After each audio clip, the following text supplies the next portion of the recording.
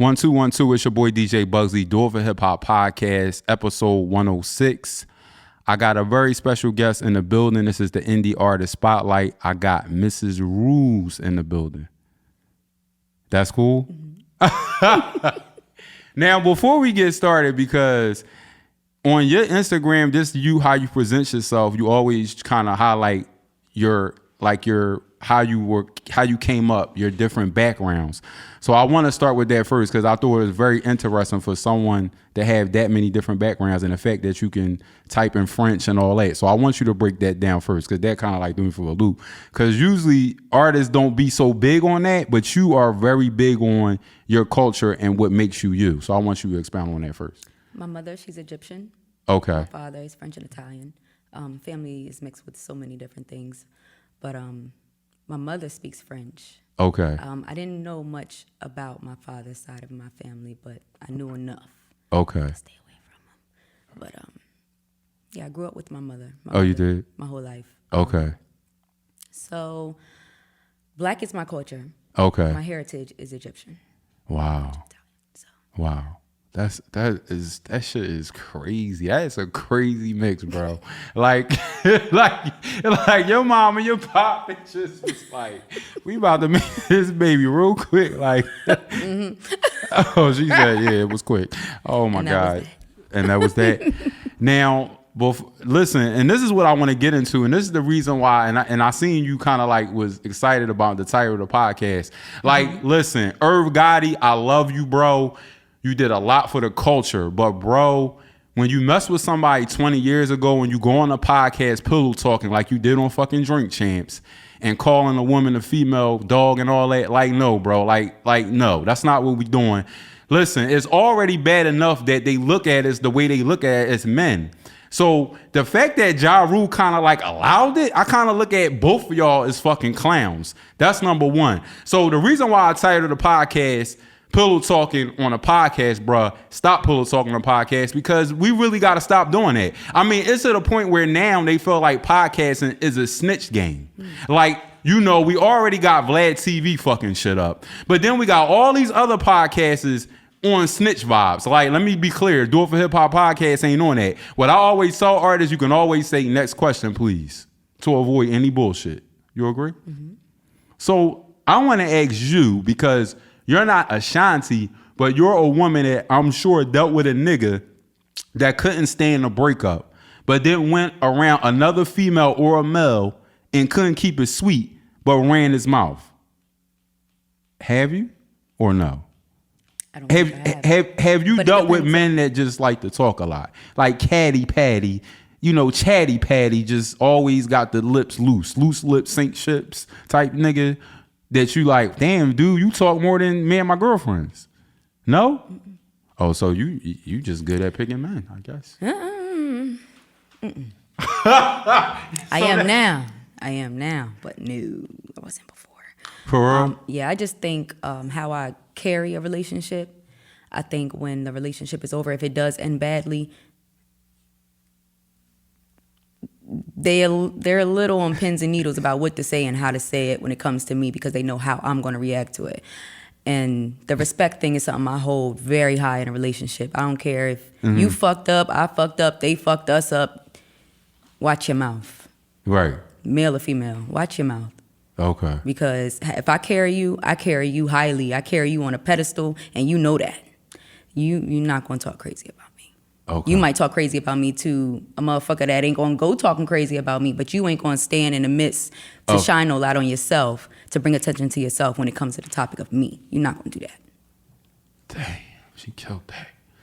I'm like, what the fuck? She left me on it like, what the fuck? Yo, so I love it. And does that come from your mother? Where does that? Yes. Okay. Yeah. Mm-hmm. Your mom. I ain't all the way there yet. My mom is like, oh, you can't play with her. Oh my goodness. Like, shout out you better to your open mom. her door. Oh, she like, okay, that's how my ex was. You better open that door, or you ain't gonna never hear from her again. I don't give a fuck what it is. First date, you don't open that door.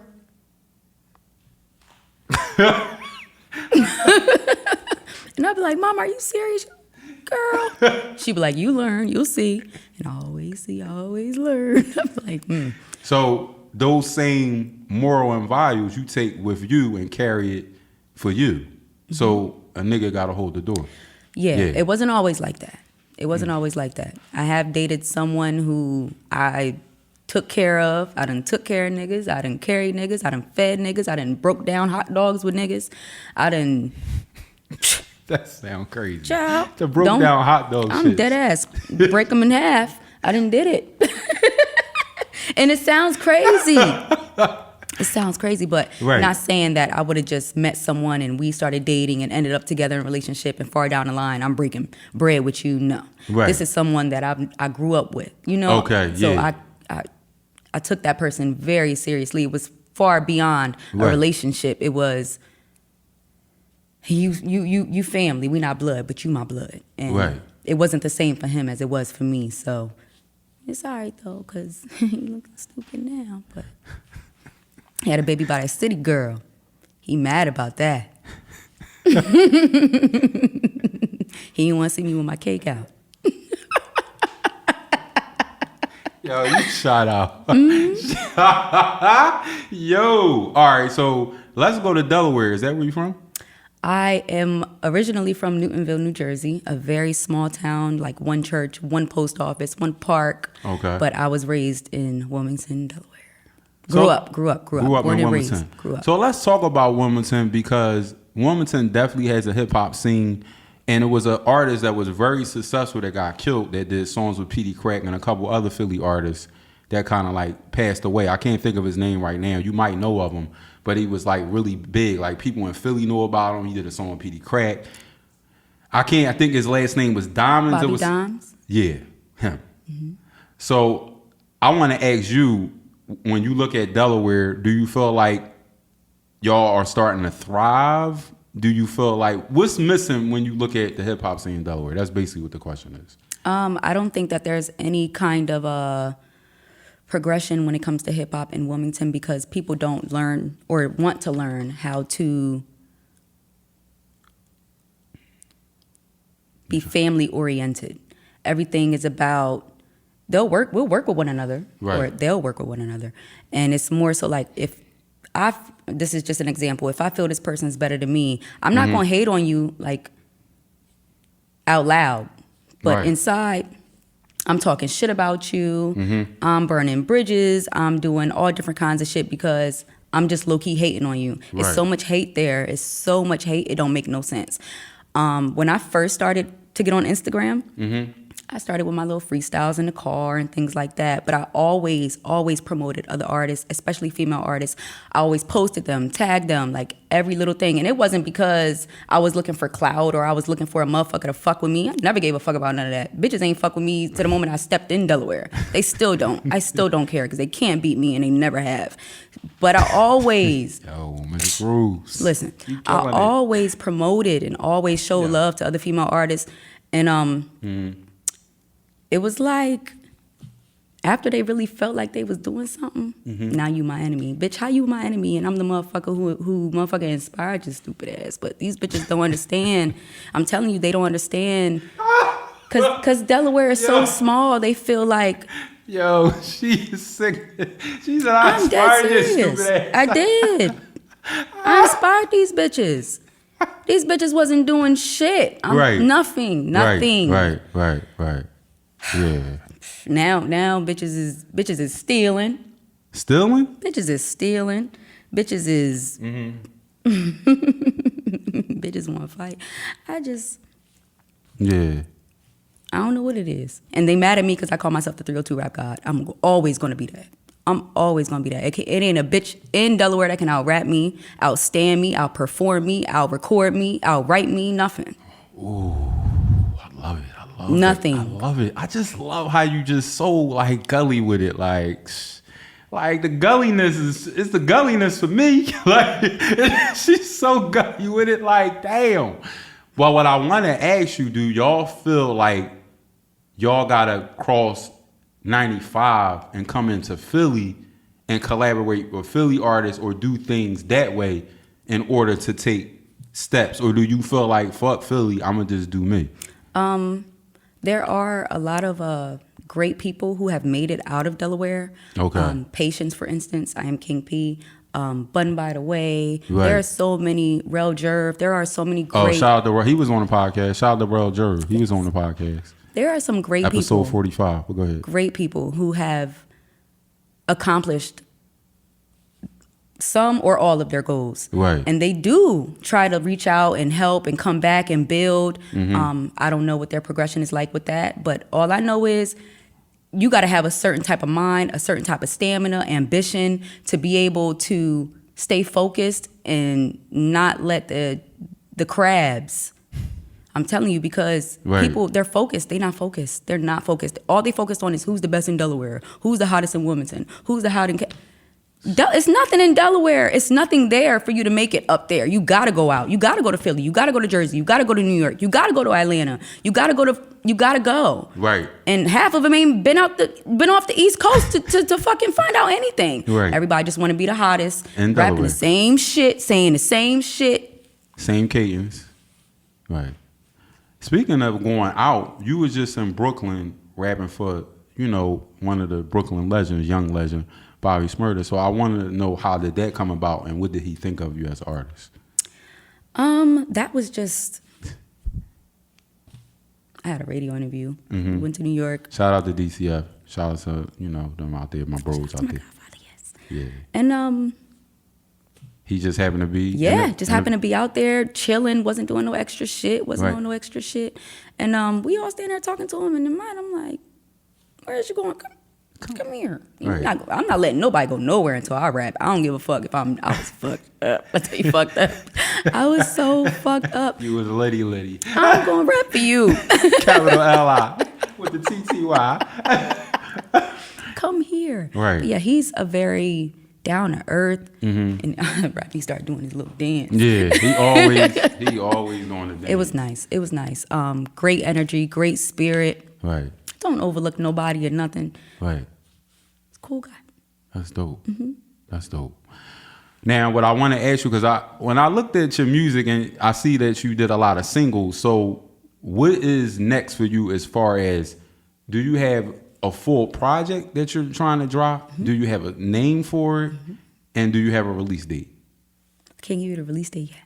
Okay. But the Polygamy Project is my EP. Okay, the Polygamy Project. Yeah. And what's that about? Oh my goodness. That is me. That is me and my sexual identity. Because when I come across like different posts on social media and guys are talking about polygamy, it's never in depth about what it's about or what it consists of. Polygamy is your own. It is no rules, no regulations to that. It's how you feel and what you want in a relationship and how you go about, getting that out of 2, 3, however people you want to be in a relationship with. Okay. Me personally, polygamy for me is me. I'm bisexual. Okay. So I do want to have, my partner and have another wife. Okay. So that's just something that I took into my creativity and I made it a visual. Okay. Like that. So So what is the visuals going to look like? Because if you telling me that, I'm thinking of the first thing I'm thinking of is what that video going to look like and who you going to get to film it. Who going, what that look like? Are you forecasting that? Are you in your head about that already, or is that something you still trying to put in the works? I have so many projects that I already have written, that I already have everything I want to do is in my head. So I have to be able to sit down with the right people so they can get that image across.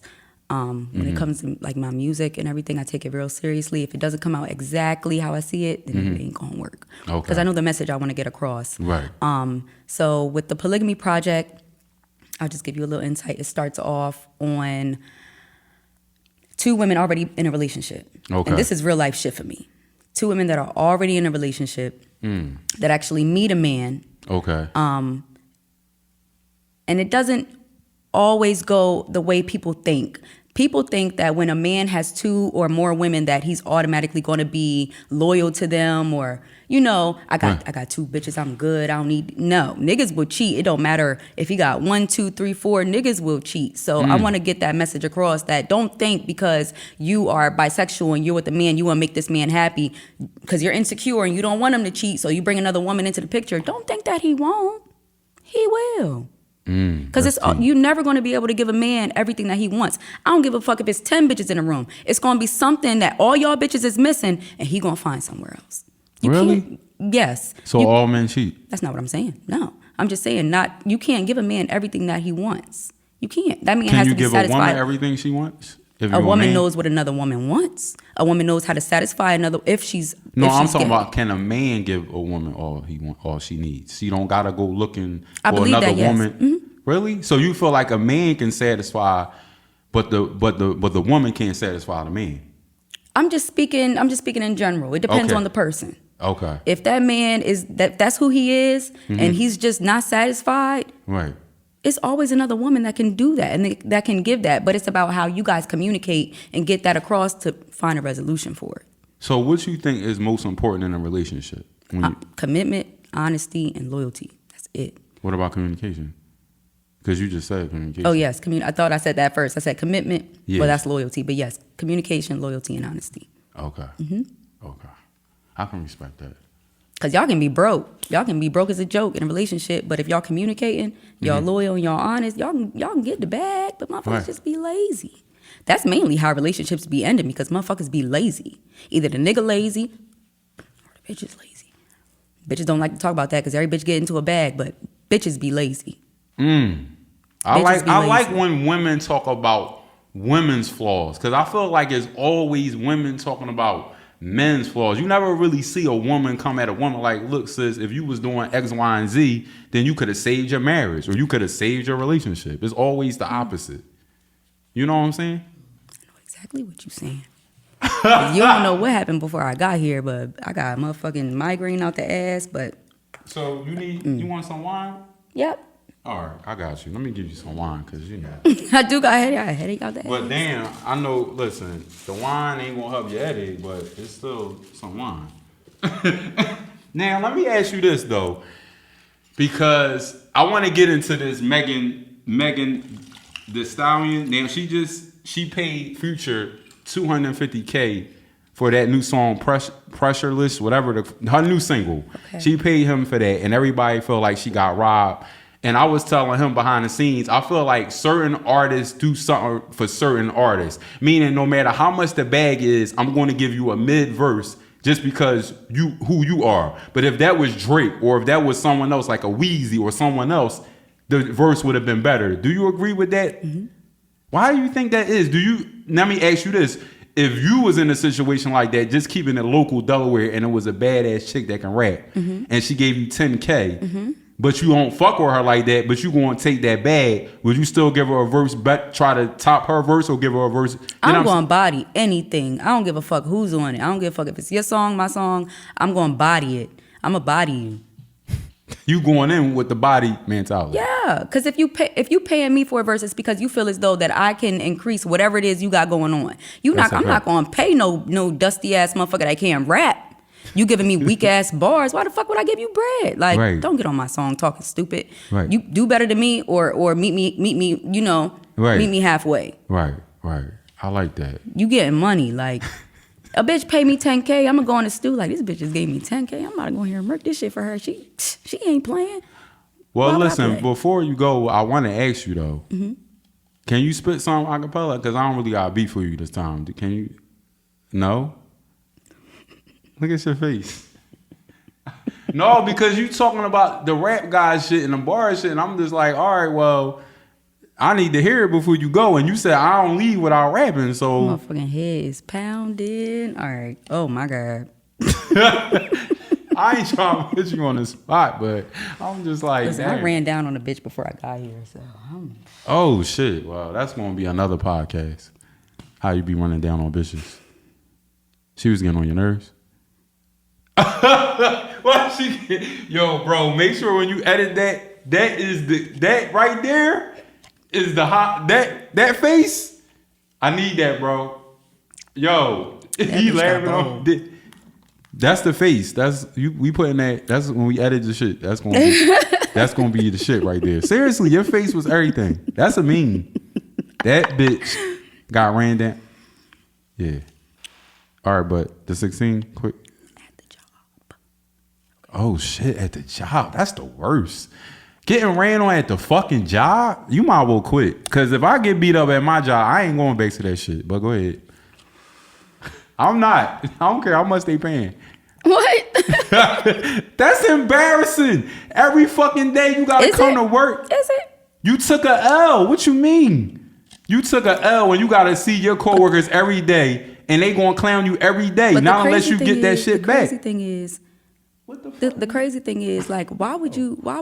Right. You already know how a motherfucker is because they didn't already did it once. But when you fuck around and you make a motherfucker do it twice, it's just like, bitch, you just retarded. Like, oh no, I ain't see the twice. See, that's a whole nother. I can't. Yeah. See, that's 2 L's twice. That's just you just need to go under a bag and pack it up.